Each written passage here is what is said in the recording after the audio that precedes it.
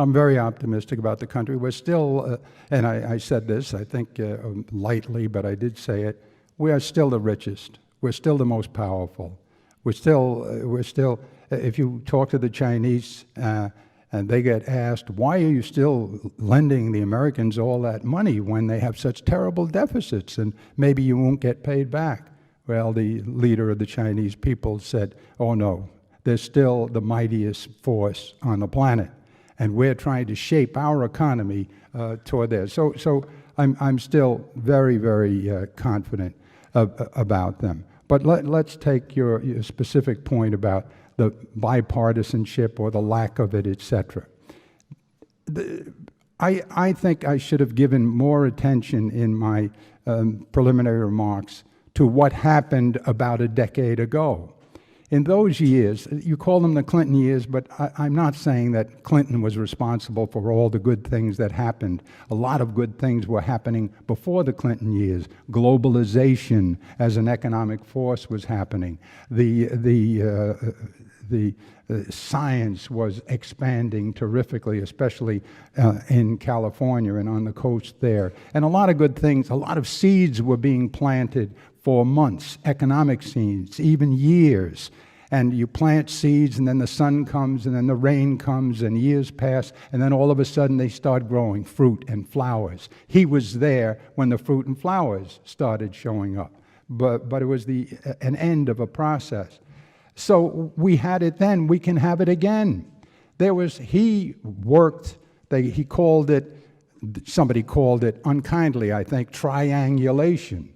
But he worked with Gingrich on a pay-as-you-go plan that helped us get rid of the deficit. He worked with the Republicans and did very well in working with the Republicans. That was only a couple of administrations ago. And so if it could have been done then, it can be done now. Now let me talk to you a little bit, very quickly, about parties and stuff. Washington said we shouldn't have any parties.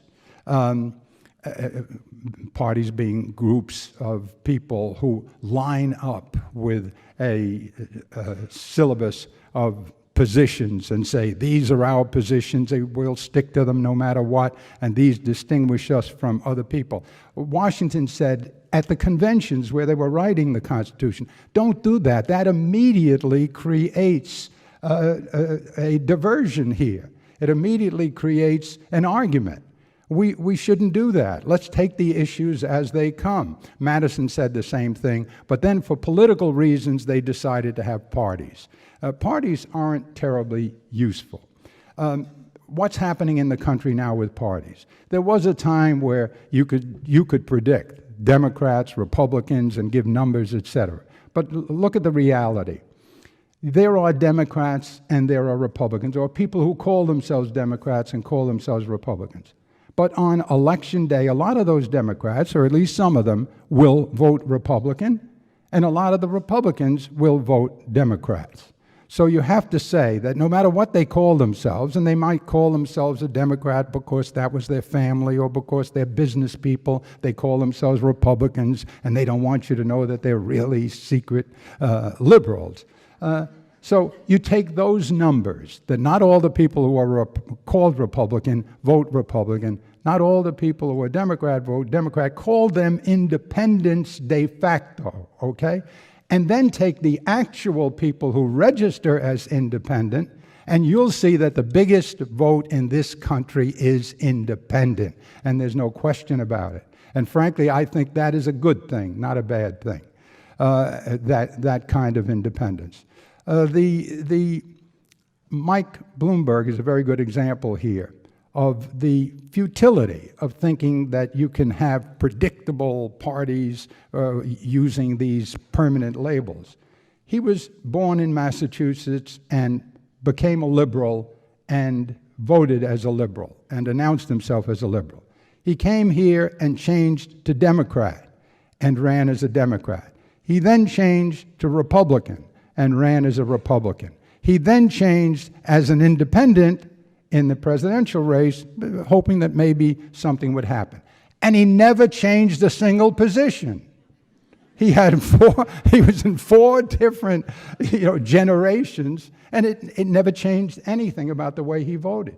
So I think, what we should be concentrated on, and I said this, and I should say it again and more emphatically. There is a place for ideology in political policy making. I have some ideology. I feel particularly strong about immigrants. I feel particularly strong that religion gets misused in politics, and the more you let religion and politics merge, the worse it is for both of them. I believe that, I believe that women have still not gotten their due. I mean, they outnumber us, they outthink us, and so. But these are general things. I'd rather talk than bomb, but in the end, you should take it issue at a time, and you should make a specific common sense judgment on the issue. That's the way it should be done. And frankly, I think that's the way it is done and was done in those Clinton years. They took it an issue at a time. This will work or it won't work, and that's the way. And that is going to continue. The number of, in Massachusetts, it was the independents that made the difference, and I think increasingly it's going to be the independents you have to reach. And I think President Obama will be able to do it.